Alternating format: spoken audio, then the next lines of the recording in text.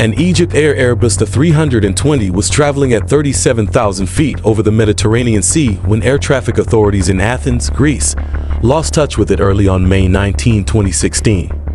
A radio handover to Cairo was not acknowledged by the 56-passenger, 10-crew aircraft, and minutes later, its transponder signal vanished from Greek radar screens. What happened next? This is the story of Egyptair Flight 804.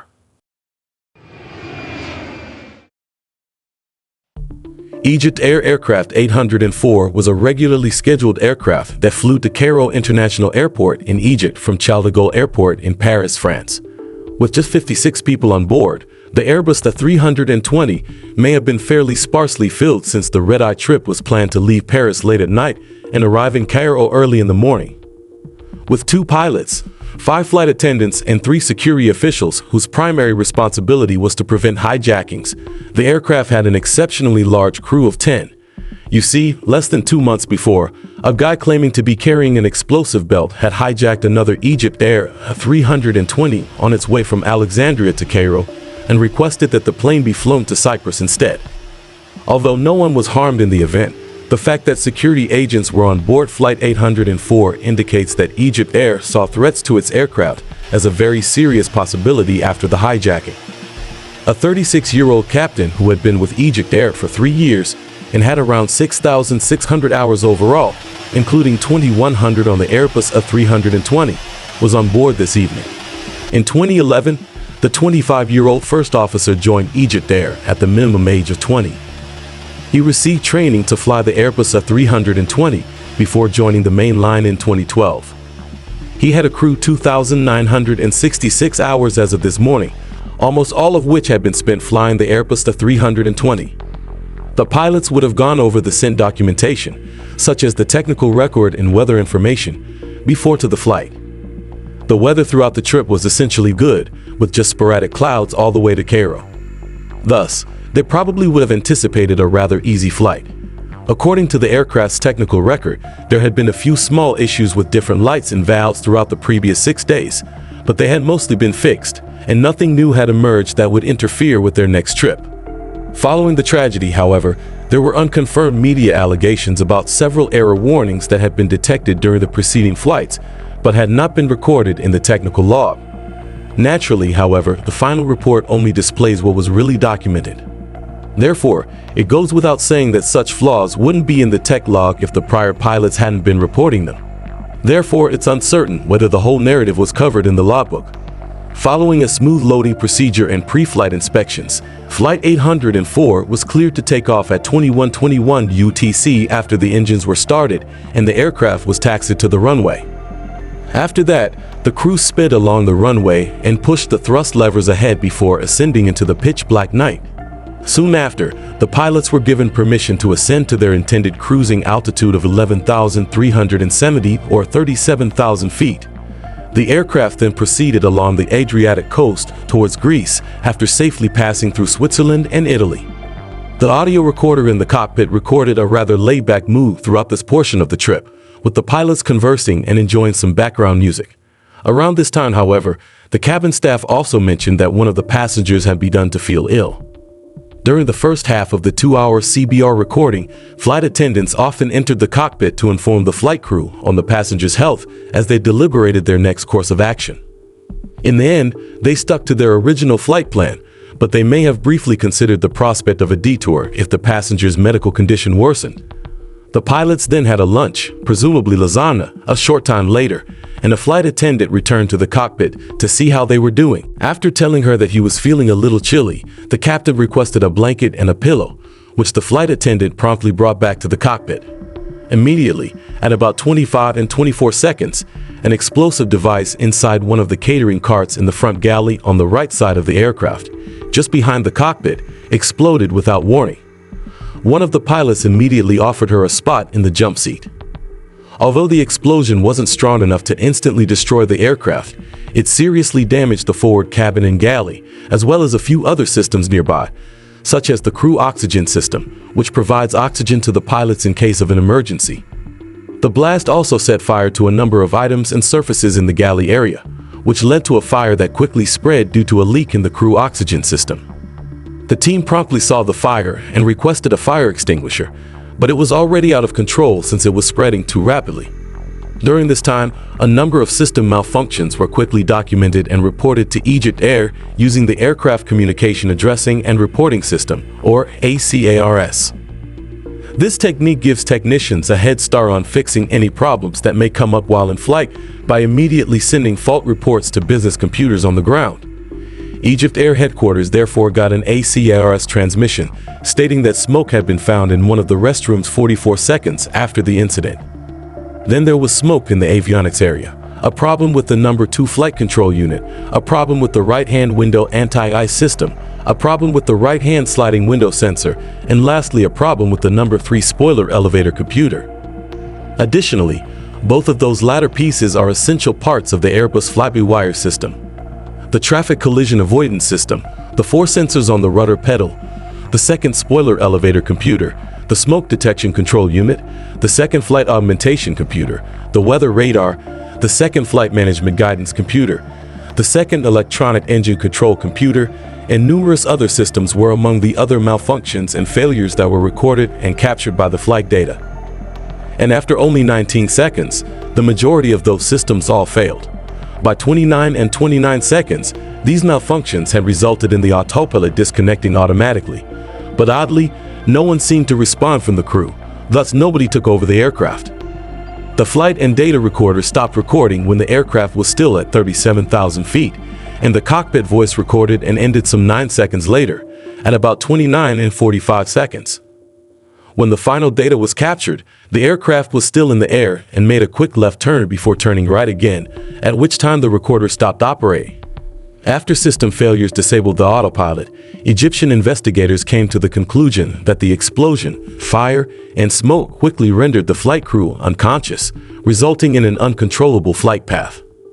The flight vanished from the controller's radar screens in Athens and Cairo when the transponder malfunctioned about the same time as the recorder did. This clearly caused the controllers to attempt to contact the aircraft repeatedly without receiving a response.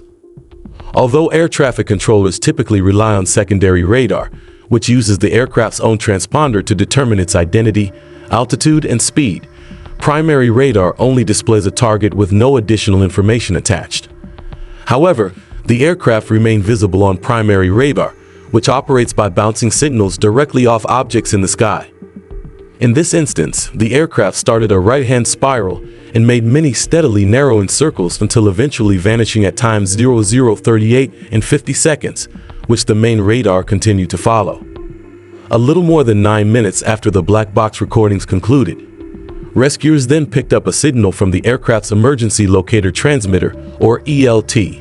An ELT is a radio transmitter that is intended to send out a signal that indicates the position of the aircraft when it experiences a forward deceleration of more than 2 Gs, which is indicative of a possible crash. The ELT in this instance, however, went off while the aircraft was still in the air, about 2 minutes before it impacted the ocean, according to an examination of the radar track.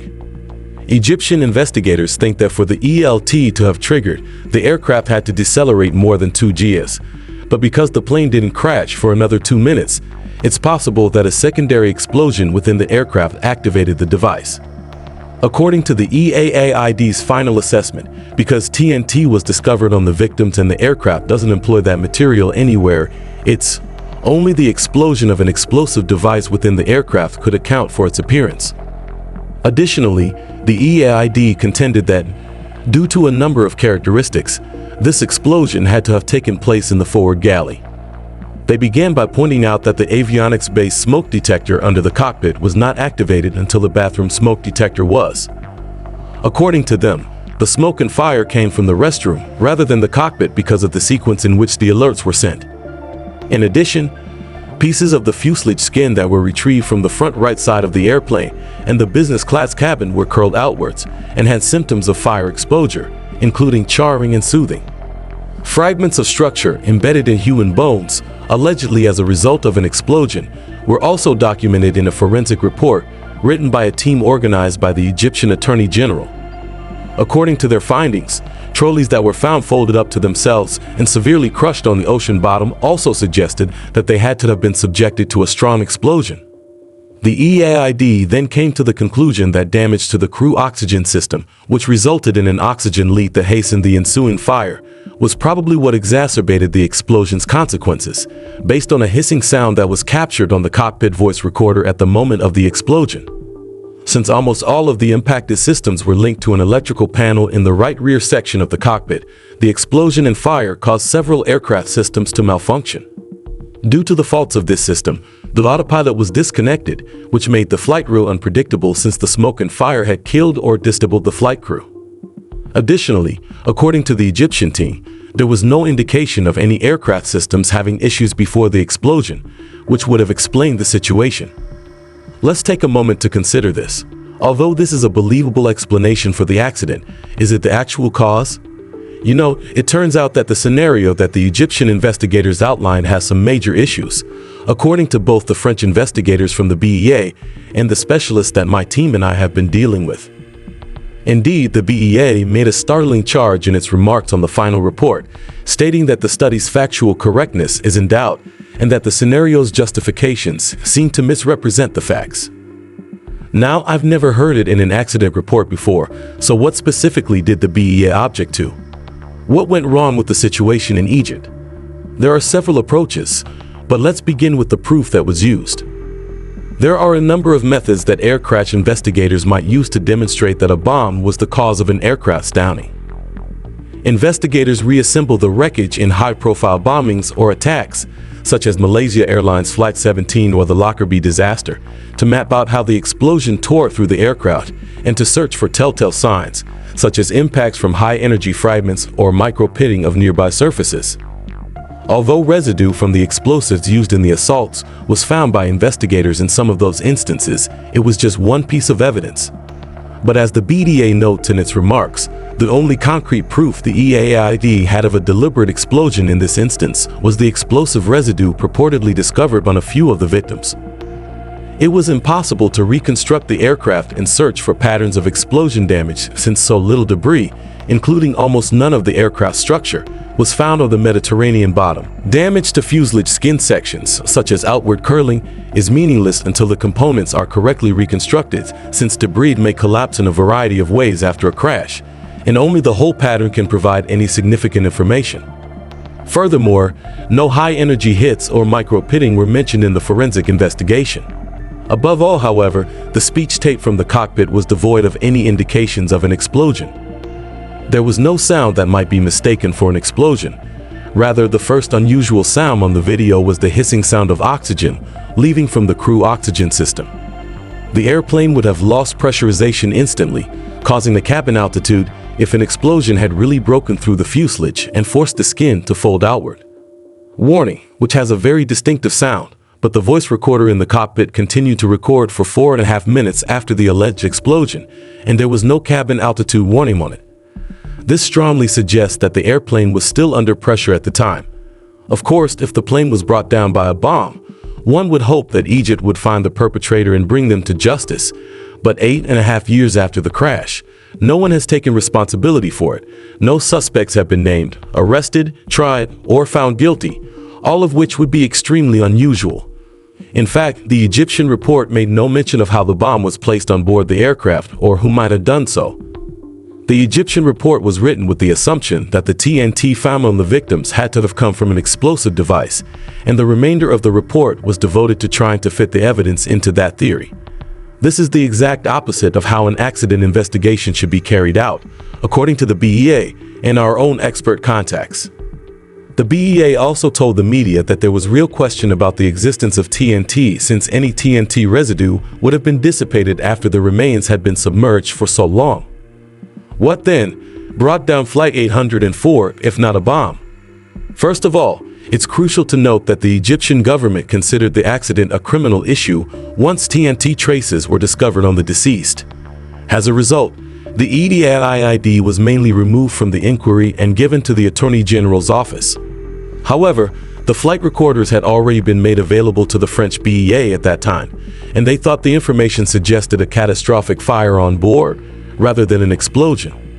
The Egyptian investigators informed the BEA that they had no control over the situation after they asked the EAID to fund a research on potential sources of ignition and ways of spread.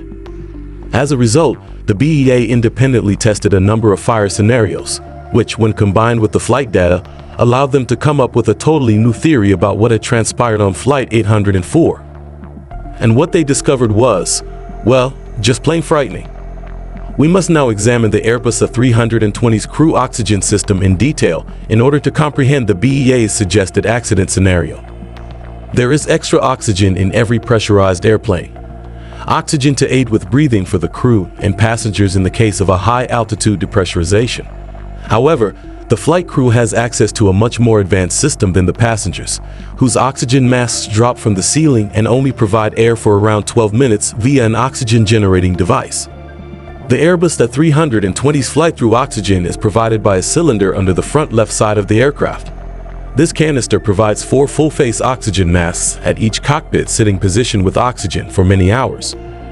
To avoid suffocating the pilots in an emergency, the masks are designed to be placed on in a single quick move. All the pilot has to do is use the bright red handle to remove the mask out of the storage box after opening the lid.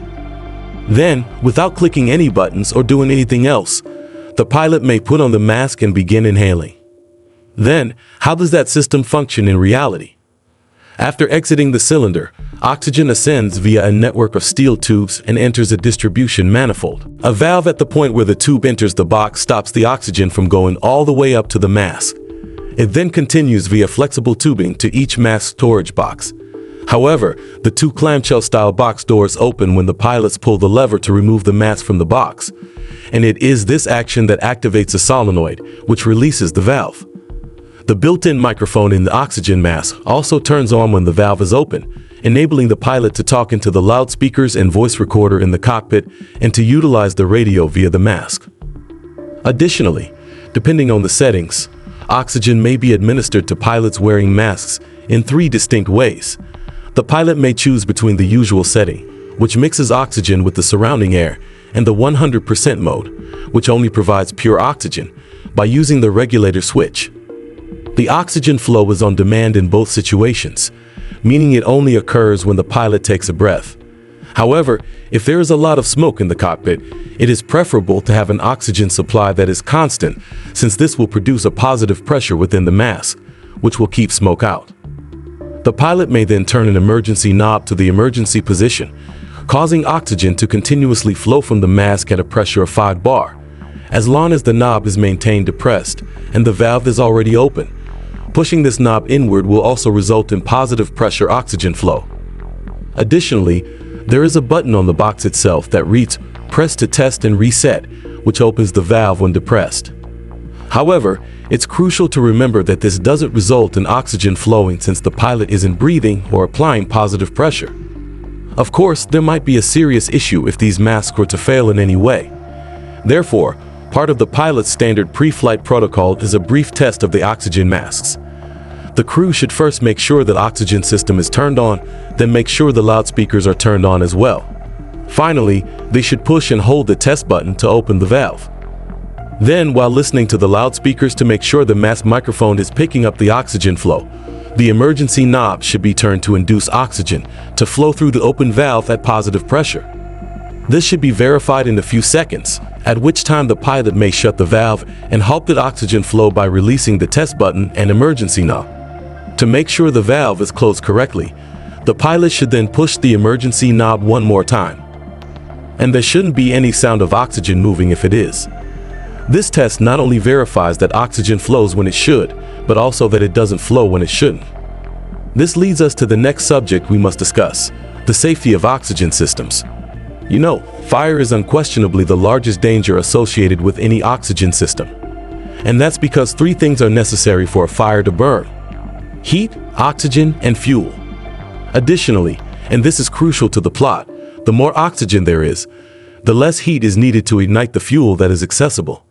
The oxygen system's 100% oxygen environment makes it possible for anything to catch fire when heated, hence any kind of ignition source within the system poses a potentially serious safety risk. Therefore, manufacturers must prove that any failure or likely combination of failures leading to an oxygen fuel fire is exceedingly distant. This is the reason why oxygen supply systems on airplanes are subject to highly tight rules.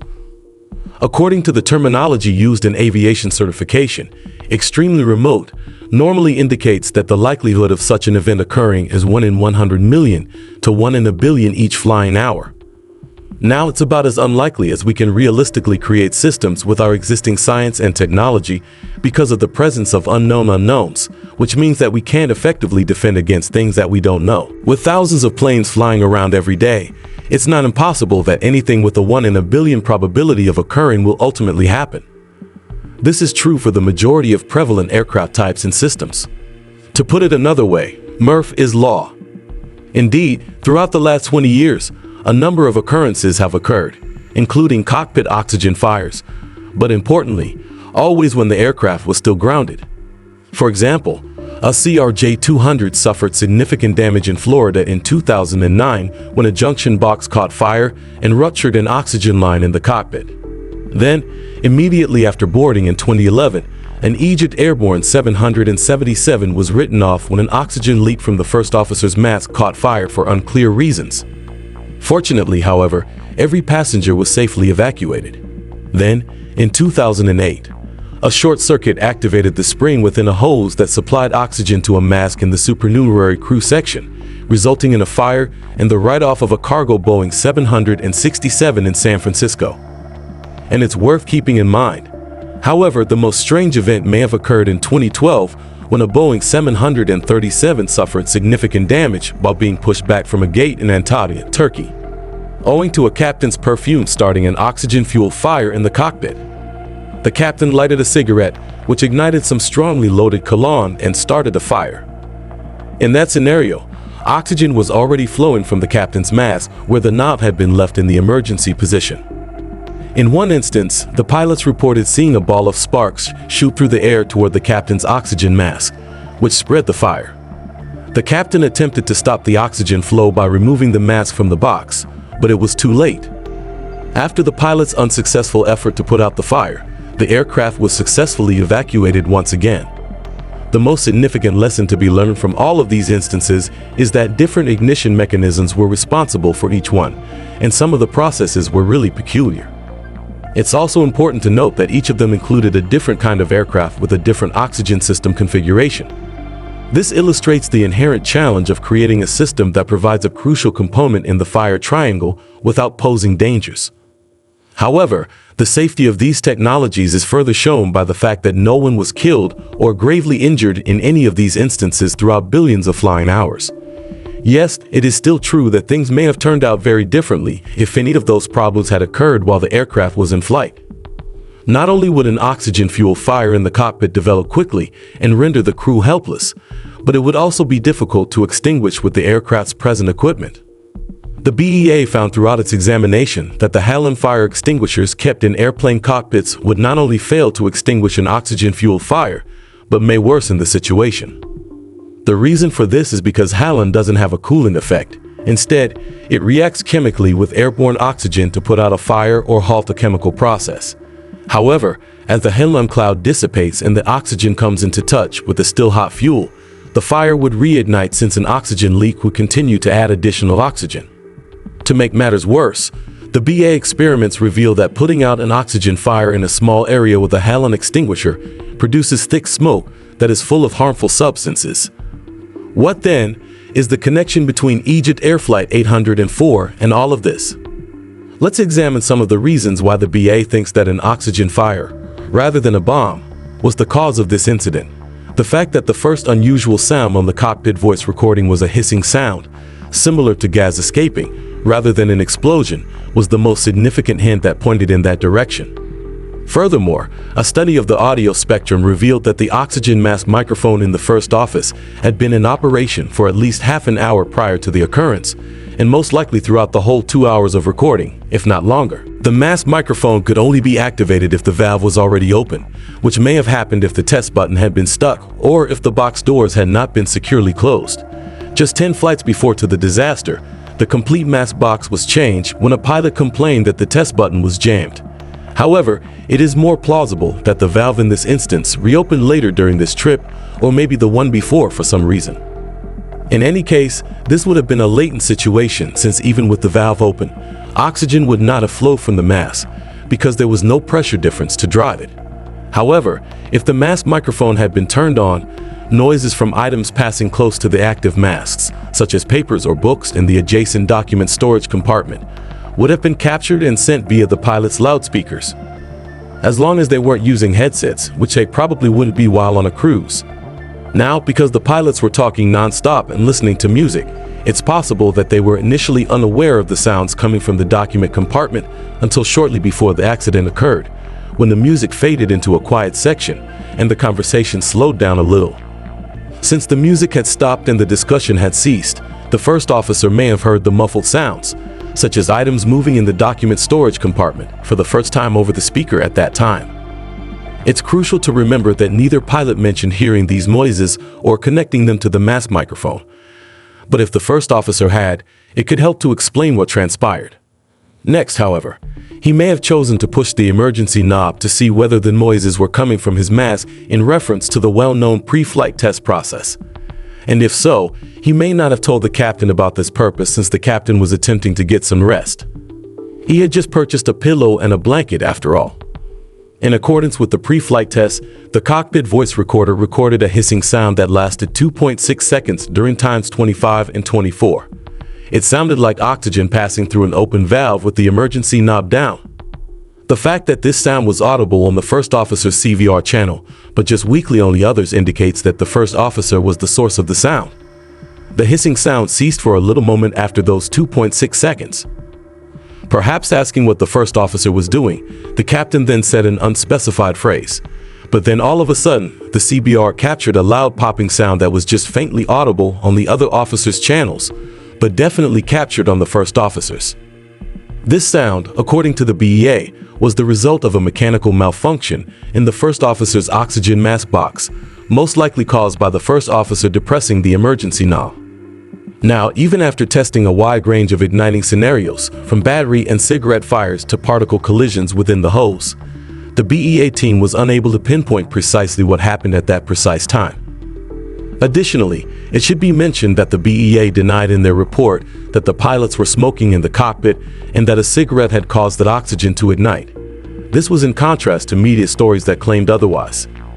The CBR phrase that the media at the time believed to be a smoking indication was simply a mistranslated talk about the ill passenger. Rather, a short circuit probably happened, which is comparable to the earlier instance I described when a short circuit had powered a spring that started a fire within the oxygen line.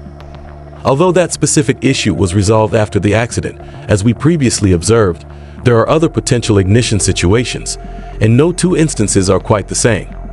The short circuit argument is further supported by the possibility that this aircraft had a number of electrical issues, if material from a parallel French court investigation is to be trusted. However, none of that information was available to the BEA while they were conducting their inquiry. Whatever transpired within the compartment on Egyptair Flight 804 had immediate and disastrous consequences. The hissing sound reappeared immediately after that burst, but this time it continued to ramp up and up and up in a phenomenon called the sound runaway, which is indicative of an uncontrolled oxygen leak. Additionally, a fire started within the box at the same time as this oxygen leak, most likely as a result of the same starting events, since there was no indication that a fire had been burning at that point. Now, a BEA test showed that if a fire broke out within the box with a 5-bar oxygen leak, the pressured oxygen would create a blowtorching effect that would shoot the blazing flames at all surrounding structural parts and systems. Additionally, this blowtorch has a distinctive sound that the CBR could easily detect. The first cop began yelling, "Fire, fire," within 2 seconds of the leak beginning, indicating that the resulting fire must have been swift and extensive.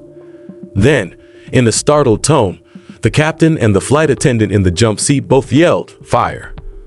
The captain clearly noticed a potentially disastrous scenario, since he screamed out, "Extinguisher, extinguisher quickly. Bring fire extinguisher quickly," within 6 seconds. However, the Halon fire extinguisher was located on the aft right side of the cockpit, which was regrettably also where the fire was blowtorching by this point, making it inaccessible. The captain yelled, close it. Therefore, someone must have opened the cockpit door as well. It is unknown how many personnel were still in the cockpit, who opened the door, or why, but it is possible that the first officer would have also left his position at this time owing to the intensity of the flames. At any rate, the door was closed by someone, but by that time smoke had already reached the galley and forward lavatories from the cockpit, setting off the smoke alarm in the toilet, and it sent off many oral alarms in the galley and cockpit, along with a master caution alert. The BDA utilized the severity of the galley alert to assess if the cockpit door was open or closed, and it was unquestionably closed at the time of the first warning. But there was no indication of life in the cockpit at that time, and no one answered the alert. Since the fire destroyed that area of the cockpit, the first officer's microphone was already gone from the CBR recording at this point, and the recording's quality only became worse from there. Nevertheless, the galley alarm could be heard repeating a series of 3 chimes every 30 seconds, and by the time the second sequence sounded, it was considerably clearer, suggesting that someone had opened the cockpit door. What was going on here may never be completely understood, however, since there were still no audible signs of any action coming from the fire extinguisher. We do know, however, that while the fire raged against the 120 VU electrical panel behind the first officer's seat, many systems were already malfunctioning. The cockpit door was still open when the galley alarm sounded again at 27 and 18 seconds, 110 seconds after the incident began, but by 27 or 48 seconds, it was clearly closed once again. The crew did not respond when Athens area controller twice told aircraft 804 to contact Cairo on a frequency of 1 to 4.7 during those 30 seconds. As smoke started to infiltrate into the avionics bay via the couplet floor vents, an avionics smoke alert was also triggered 46 seconds after the restroom smoke alarm.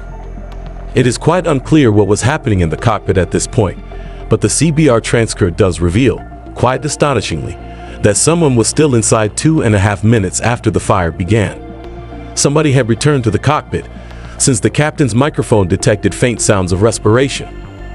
Additionally, there was the sound of an item falling, and then someone said, "Ask God for forgiveness." This was probably a pilot's last prayer before the unimaginable happened.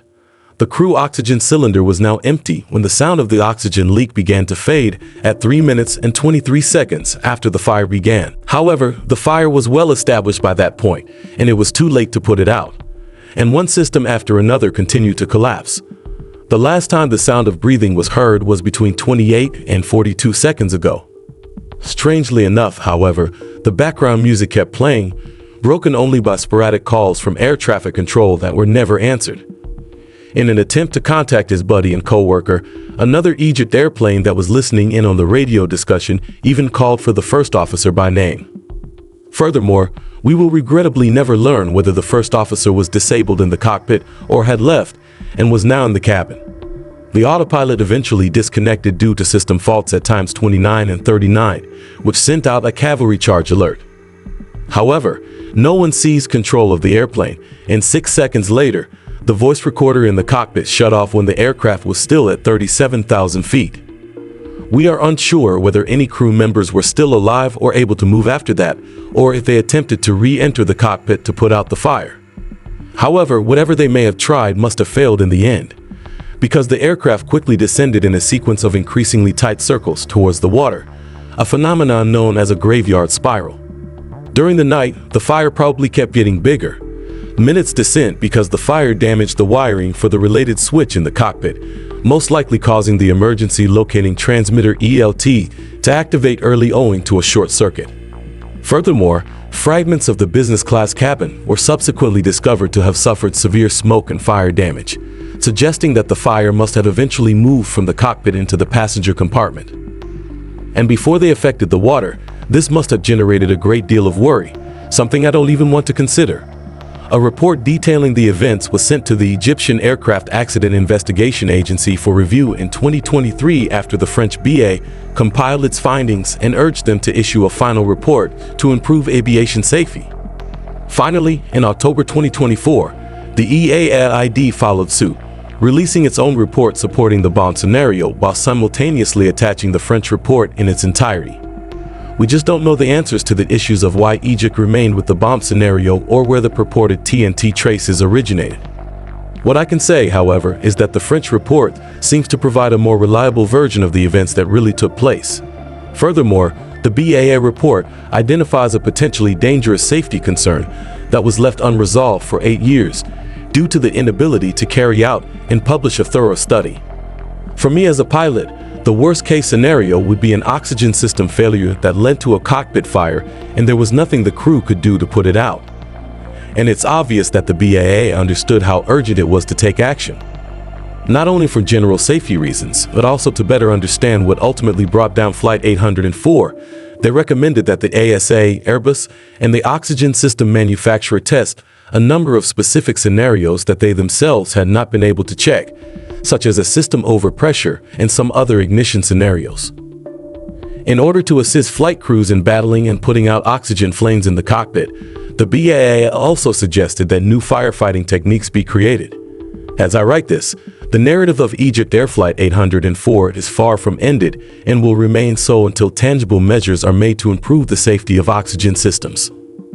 What I want to stress, however, is that the BAA chose to continue studying this course on its own initiative, even though they only had access to the information provided by the Egyptians and lacked the means or power to carry out a thorough investigation or retrieve the debris. That quest for the truth showed true professionalism and commitment to aviation safety, and it is really worthy of praise. Regards to their job. Now that the industry has a better understanding of the situation, improvements will probably be made to lessen the likelihood of a cockpit oxygen fire and to guarantee that crew members can extinguish one if it occurs. Thanks for watching. If you found this video helpful, please like and subscribe. Stay safe, and see you in the next one.